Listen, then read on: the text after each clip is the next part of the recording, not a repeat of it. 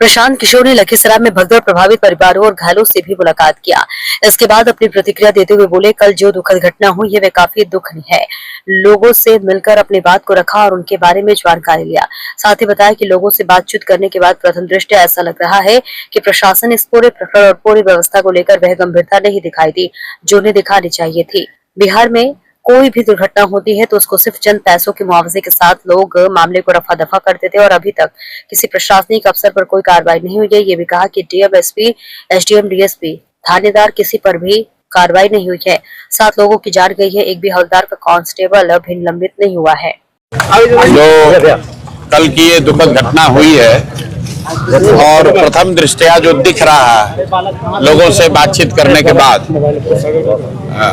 ऐसा लग रहा है कि प्रशासन ने इस पूरे प्रकरण को, इस पूरी व्यवस्था को लेकर वो गंभीरता नहीं दिखाई जो उनको दिखाना चाहिए था। क्योंकि ये कोई पहले दिन बात नहीं है। यहाँ पर लोग बता रहे हैं कि श्रावणी मेले के दौरान सावन में इतनी भीड़ होती ही है, हर सोमवार को ज्यादा भीड़ होती है।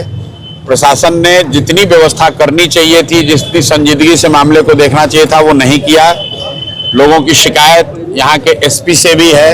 ऐसा लोग बता रहे हैं कि जो भी यहाँ पर एसपी हैं शायद वो यहाँ रात में नहीं रहते हैं या फुल टाइम नहीं रहते हैं। उसका कोई हमारे पास प्रमाण नहीं, जो लोगों ने कहा मैं आपसे साझा कर रहा हूँ। लेकिन उससे दुखद बात यह है कि कल यहाँ पर विजय सिन्हा जी भी आए थे, भारत सरकार के मंत्री ललन बाबू का भी ये क्षेत्र है।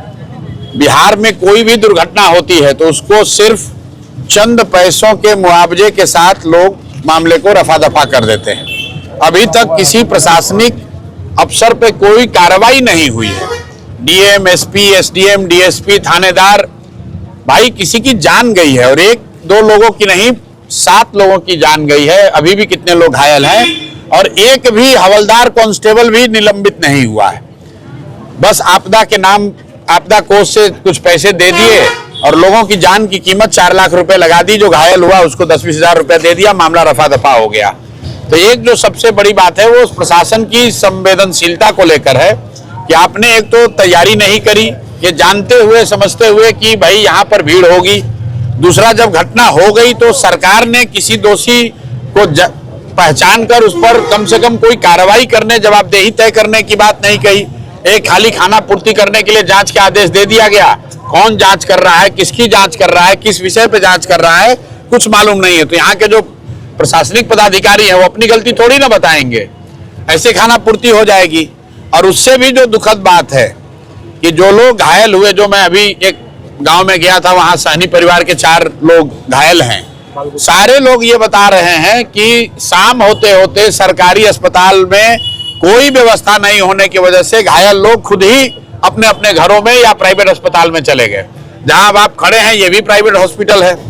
जो 2 लोग यहाँ पर आईसीयू में हैं, इमरजेंसी में, मैंने पूछा भाई प्रशासन से आपको क्या मदद मिली है सरकार से, तो सर अभी तक 1 रुपया का भी कोई मदद नहीं मिला है। वर्बल कल विजय सिन्हा जी ने शायद डीएम को कह दिया कि आप इन लोगों को मदद कीजिएगा। डीएम ने भी सामने मंत्री महोदय कह दिया कि हाँ करेंगे, लेकिन परिवार को कोई मदद नहीं है।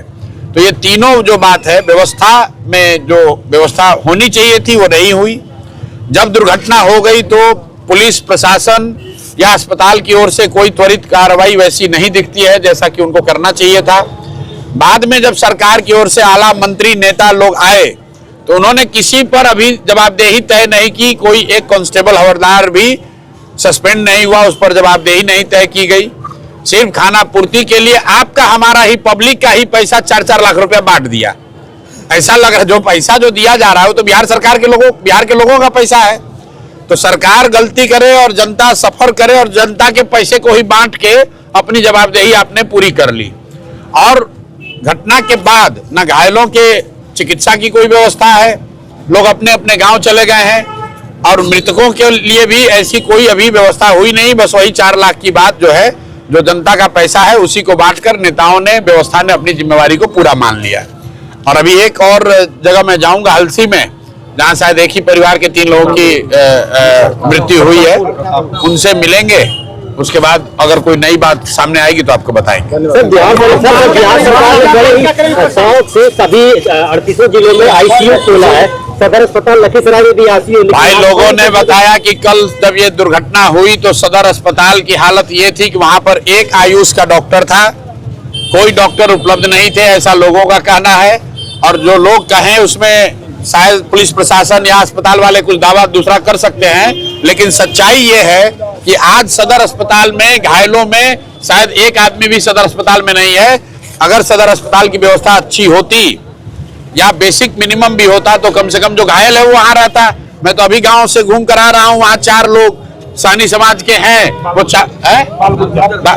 वहां से वो चारों लोग। हमने पूछा भाई क्यों चले आए, ठीक हो गए? तो बोला नहीं भैया वहां दम घुट रहा था, वहां तो पंखा का भी व्यवस्था नहीं था, इसलिए छोड़कर चले आए। तो ये तो अस्पताल की और चिकित्सा की स्थिति है। लेकिन ऐसा नहीं है कि अस्पताल की स्थिति अच्छी है और पुलिस की खराब है, या पुलिस की अच्छी है अस्पताल की खराब है।